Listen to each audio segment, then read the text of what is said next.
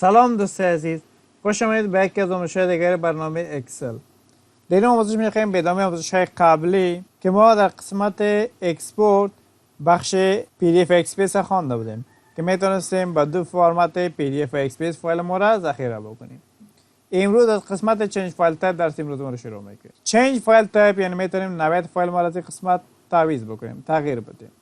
با نوعیت‌های مختلف میتونیم ذخیره بسازیم. اگرچه ما این بخش در برنامه ورد به صورت فشرده و مکمل تشریح کردیم، اما اینجا به صورت خلاص براتون تشریح میکنم. خود ورک بوک زمانی که از طریق ما فایل ما رو ذخیره میکنیم، سیو اس میگیم، فایل ما به شکل 2021 ذخیره میشه. یعنی می ورژن که نصب کردیم مطابق با ورژن ذخیره میشه که همیشه به صورت استاندارد انتخاب میشه از قبل. اگر به عوض اکسل 97 انتخاب بکنیم، فایل ما به شکل 97 یعنی ورژن 2003 ذخیره میشه. چون اگر ورک بوک انتخاب باشه، این فایل که ذخیره میکنیم در آفیس های 2003 باز نمیشه. یعنی در هر کامپیوتر که آفیس 2003 نصب است، اگر ما بخوایم فایل اکسل باز کنیم باز نمیشه. اما اگر ما اکسل 97 انتخاب بکنیم، بر علاوه که در ورژن های جدید باز میشه، در ورژن های قدیمی مثل 97 2000 و 2003 هم این فایل ما باز میشه. زمانی که ما سیو اس بگوییم، میگه مثلا در روی دسکتاپ ذخیره شوه، البته چیزی تایپ هم نکردیم، میگیم مثلا نوت باشه یا تیبل باشه، تیبل 1 مثلا. ببینید در سیو اس تایپ اتومات خودش انتخاب شده، اکسل 97 2003 ورک بوک و سیو میگیم. زمانی که فایل بسته میکنیم میبینید در روی صفحه دسکتاپ ذخیره شده.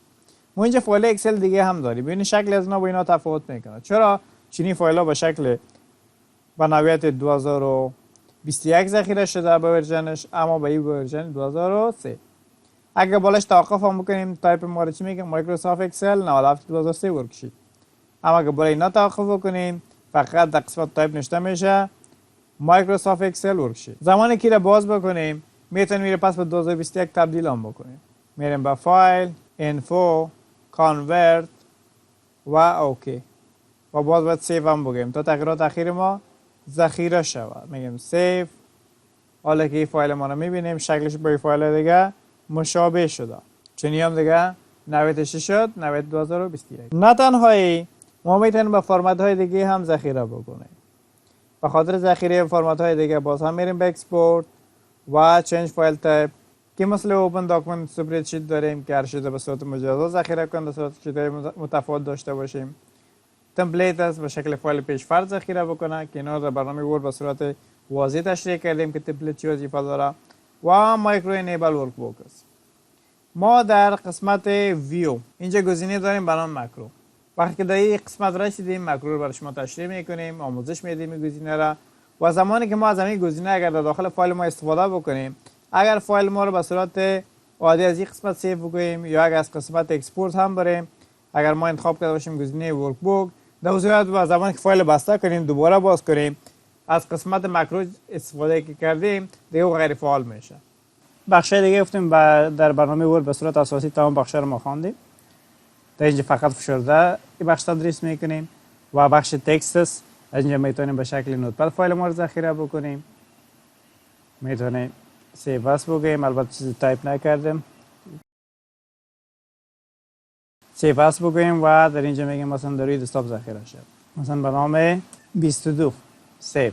ببینید فایل 22 را که باز میکنیم در برنامه چی است؟ نوتپد است. و فرمت های CSV که فرمت هستن که گفتیم بعداً که درس را خواندیم، مطابق این بخش رو میخوانیم که هر کدامش در کجا کاربرد داره و از این بخش که استفاده کرده باشیم حتما از این طریق سیو و کار بگیریم تا او بخش غیر فعال باقی نمونه.